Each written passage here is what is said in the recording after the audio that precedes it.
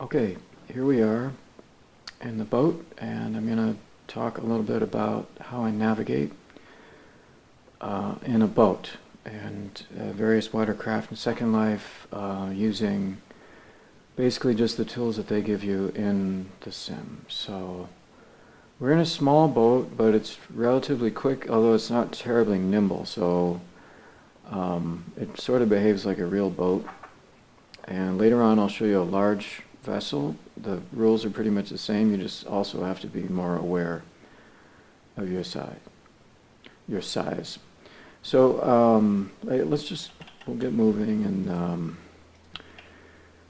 we'll see what we come up with. So the first thing for navigating is you have basically two included maps. And the most important one, the one that you're going to be using all the time, is this one here. This is the mini-map, which if you don't normally use the mini-map, it can be toggled on and off with Control-Shift-M for mic. And you can then use your scroll wheel to vary the zoom rate, which is very helpful because it can show things that you otherwise won't see if you zoom in. If you can see, this is the outline of my boat, that light blue. Also, some of these dark spots here are significant, which I'll go and show you as well. If you right-click on this mini-map, you can adjust the zoom, which of course we did with our scroll wheel anyway, or you can have it show different objects, and I just simply have it show objects. For physical and scripted and temp on res, sometimes it's helpful if you do like Navy combat and stuff like that, but for the most part, I don't feel it's necessary.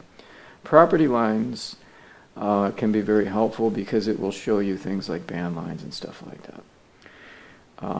But primarily what you're going to be looking at are the textures. See, we don't really so much want terrain textures, but the world map textures are a little bit more helpful. As you can see, it shows a little bit more of an overview. For instance, there's a little island right here, which I think we can see. And that's the island, but if I switch to that, it's not quite as clean. You can still tell that it's there, but I prefer the world map because I think it shows a little bit more. It shows more of the underwater terrain as well. Also, there are these dark spots, and let me just move the boat a little bit.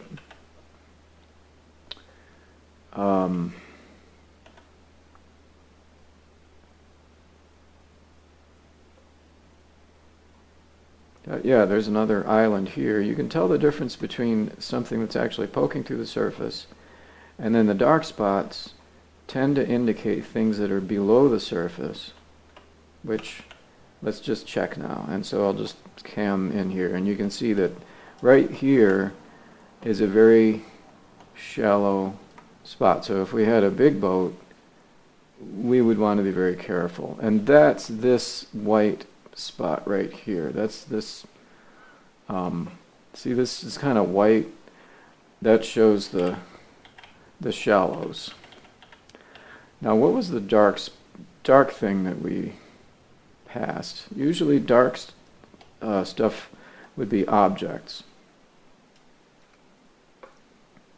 And that's what that is. So it's a bit of a wreck. If you're in a small boat, maybe it doesn't matter as much to be on the lookout for shallows. But you can kind of tell now this is an island, and right here that looks like it's a lot of really shallow stuff. So just to give a new perspective, what I'm going to do is I'll activate my my cam follower. This is a nice cam that you can get, which will show different viewpoints. So this is the low viewpoint, and you can see as you drive your boat, the camera is only maybe 3 or 4 meters, but right here there's an object that's literally just a few meters below the hull of my boat, and if I had a big one, we would hit it.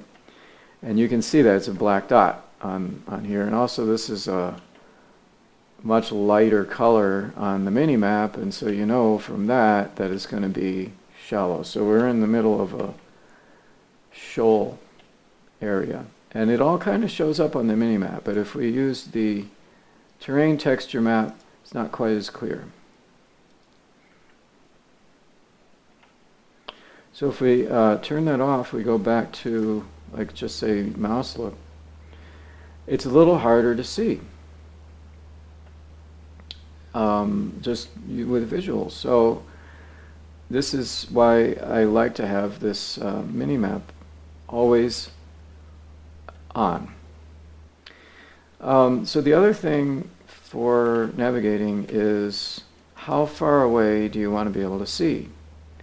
And currently I think I have it set to 200 meters, which isn't too bad, but if we were moving quick, I'd probably want 300. So why not always leave it that way? Well, the reason is if you get somewhere and there's a lot of textures and things start to get very busy, you might get bad performance from your PC. So, yeah, let's just hit this. So I think over here there might be a lot of avatar textures. So let's see what happens to our sim performance with 300. And closer I get to all these avatars, the more likely it is that my sim performance is going to tank, but I don't think so.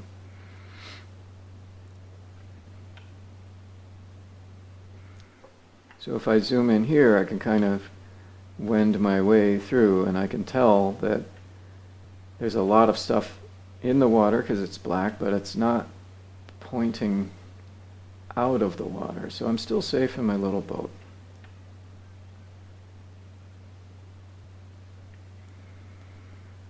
So what's this? This is gray, and it looks like we have floating objects. So having the mini-map is useful, but it doesn't necessarily mean that you'd be able to go blind and still see stuff, because these objects don't show up. So just bear that in mind. Now I know that there was an option for showing temp objects and showing physical objects, which is my boat, and then showing scripted objects, but none of these qualify as that. So just keep that in mind. You might actually collide with something if you're not actually watching.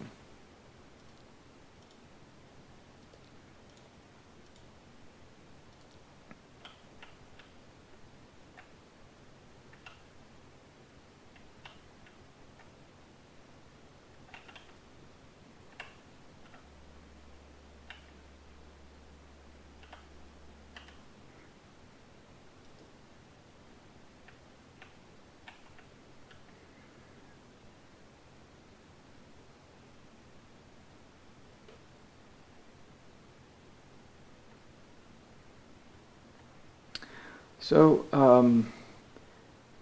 over here, I can see there's a lot of tree textures which tend to slow things down. So right now, we're set for 300 draw distance. And let's just see what happens as we go somewhere that has a lot more textures.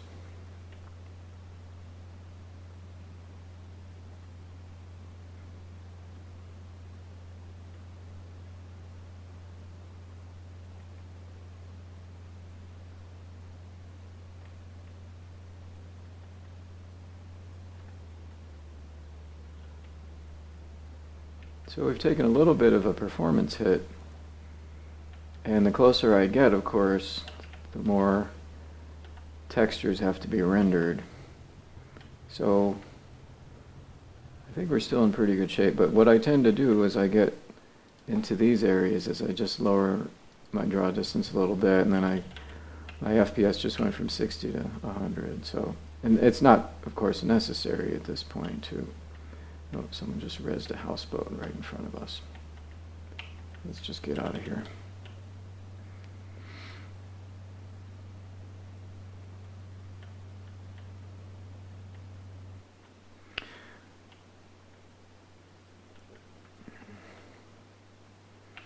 So the question now is, well, what do you do if you have, something big? How do you keep from running aground? Well, you have to use the same stuff, the same techniques that we've already gone through. They apply to any size vessel.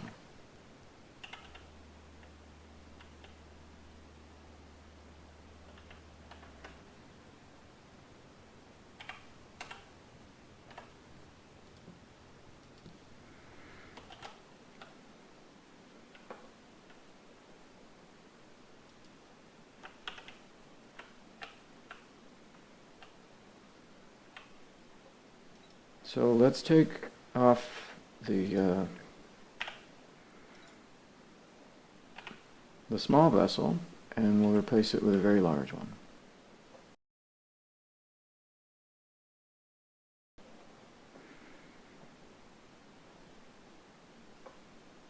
The other thing that you can do is you can see the names of people. So.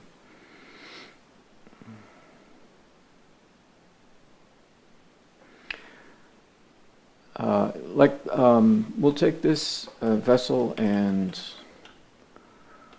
we'll drive it into a channel. So you can see how it helps to have this this mini map. And I just ran something over. Okay, so the first thing that we're seeing with a very large vessel is that it does impact the ground. So this is a good example of what happens. If we were looking close, we would see that there is some ground there. So it's another reason to kind of zoom in on the mini-map.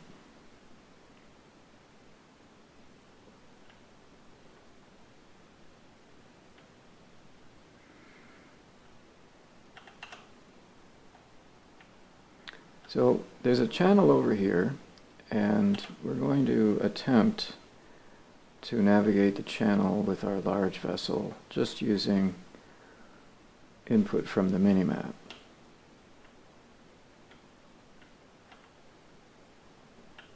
And this is just about the largest vessel I can think of in Secondlife. So it is a bit of a challenge, but we need to look out for objects that are dark, because that could be a wreck underneath us, or light sections that look like they might be shallows. But generally, we should be okay as long as we stick to the channel. And just the same as it is for cars, you have to be cautious not to go directly into a sim corner.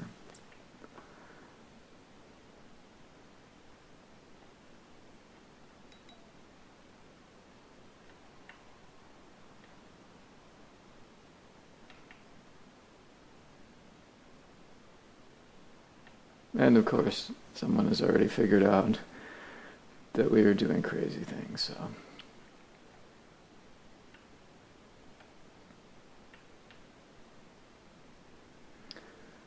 But you can successfully navigate using just the mini-map. It tells you where the corners are. It tells you where there's going to be shallow sections.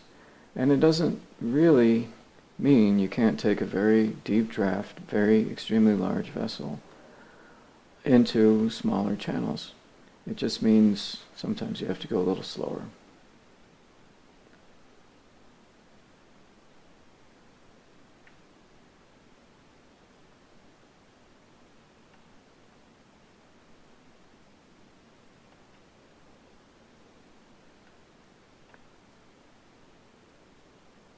So let's try this one over here. If we take a look at this channel, it looks like it's still pretty deep, and most of it is on the north side of the sim border. So let's just see if we can shoehorn this giant aircraft carrier right in between these two islands.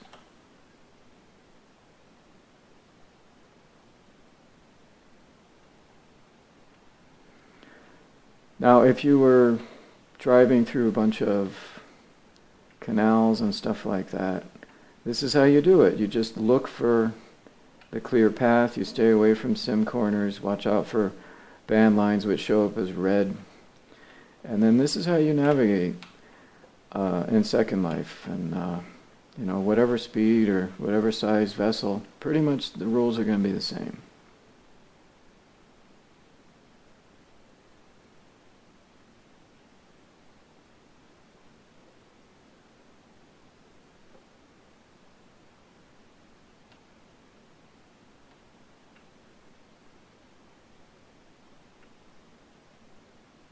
So right there, that section, just where the W is, that looks like a very shallow spot. So let's just see what happens if I drive right over it. We'll probably run aground. Now I don't actually see an island, and it might be because we need greater draw distance, but I don't necessarily think that there is one, although it might be this one. However, it's looking very much like it'll at least be shallow enough to cause us to run aground. But we had our warning right there. So we know that this is going to be an issue, and that the aircraft carrier is probably going to go on top of whatever that shoal is. Although, perhaps not. Yeah, we're stuck.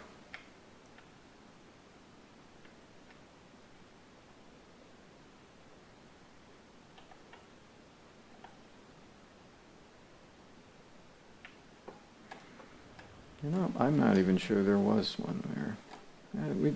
It might have just been shallow enough that we didn't hit it. So, that's how you navigate. You don't need special charts. Just what we see here.